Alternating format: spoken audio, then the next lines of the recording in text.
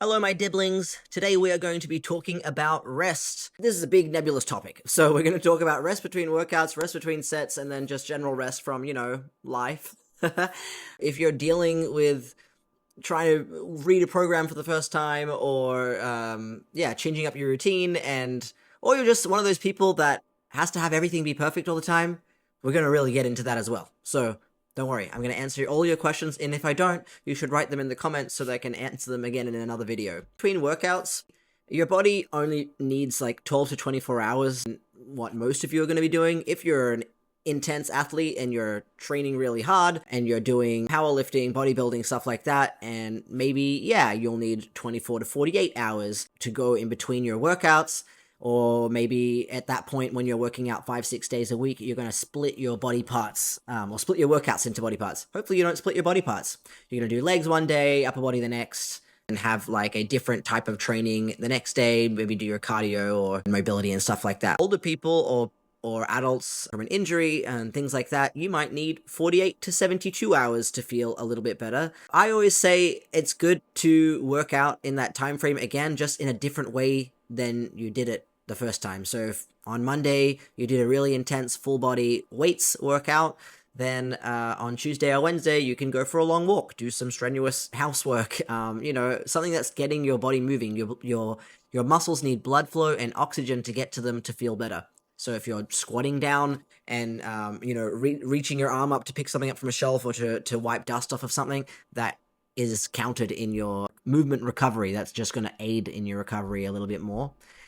So for rest between sets specifically, going pure strength and you're trying to lift heavy, doing very few reps, like let's say 5 reps or less, you're going to be resting for 2 or 3 minutes at a time.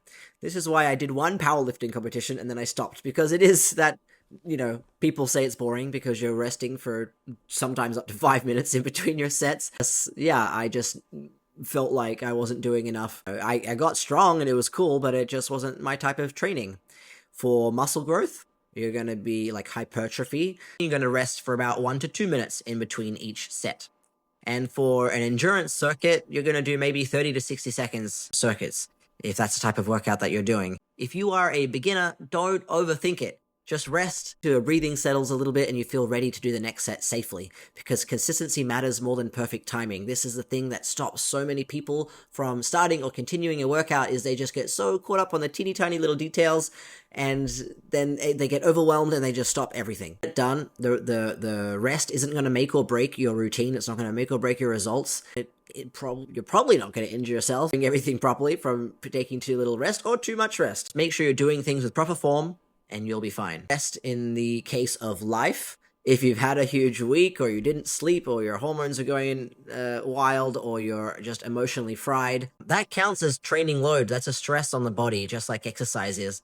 So sometimes the best recovery day is a walk. Just go for a walk, or a bike ride, or a swim, or have a chill dance party in your house, or a stretch, or honestly, just take a nap, or make sure you go to bed early that day. Sometimes we need the extra rest. Rest matters because when you skip rest, your body will tell you. You'll know. You'll feel fatigued. Everything feels heavier. You'll be sore for days. Your balance feels off. Your motivation drops. And suddenly, you're snapping at people like a hungry raccoon.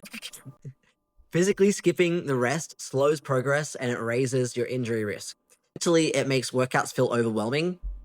And rest is not weakness. It's a strategy.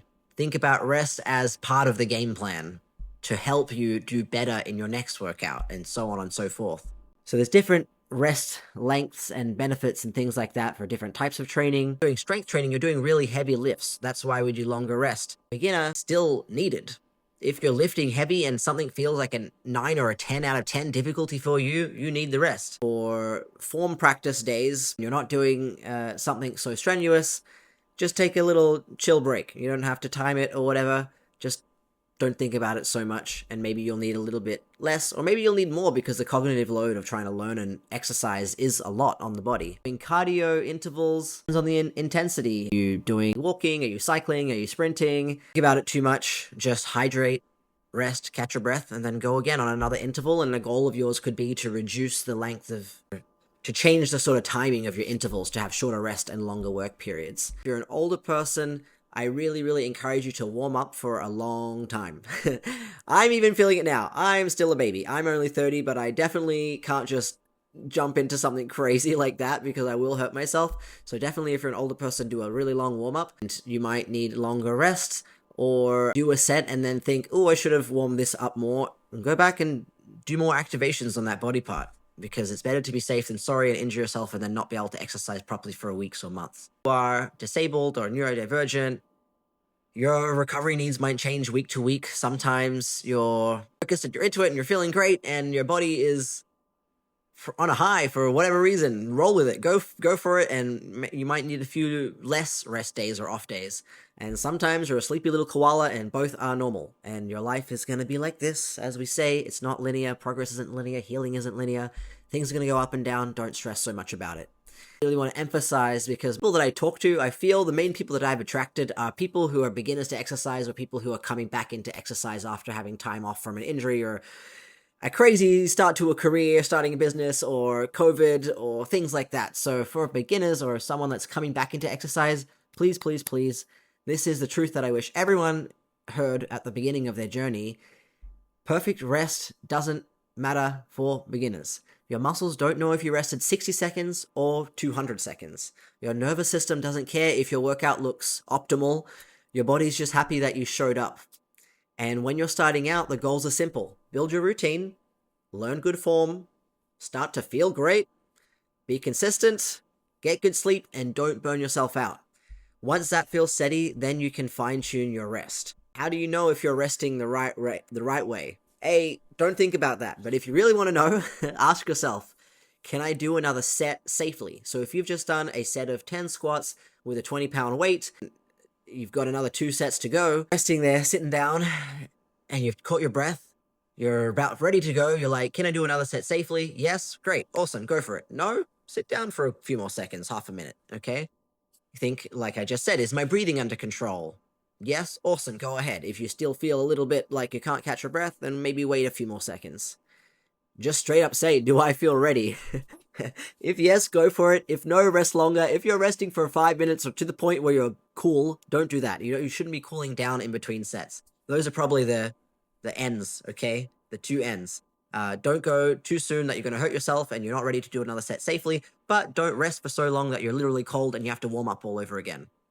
It sounds, I don't know, for me it sounds simple. Maybe to someone else it might sound complicated, but it's just, if you feel ready, go for it. If you don't, then chill out for a little bit, but not so much that you're cold. More of a mental block, then that's a different thing than a physical thing, right? Just make sure you're drinking water, catching your breath, and thinking about your form. So rest is not the enemy of progress. It's the partner that makes progress possible. Recover properly, and let your body show you that it can do really cool things when it's supported. So thanks for hanging out with me today and thinking about rest. I know that a lot of us feel guilty when we talk about rest, we talk about taking rest, doing it for ourselves. When just watching this video, you feel guilty, but don't worry, you're resting, you're learning as well. But you don't have to learn always. I'm telling myself that, not just you. So if this video helped you, hit subscribe. share it with someone who always pushes a little bit too hard, and I'll see you in the next one. Take care of your body. It's trying its best for you. Happy training. Love from Coach Dibs.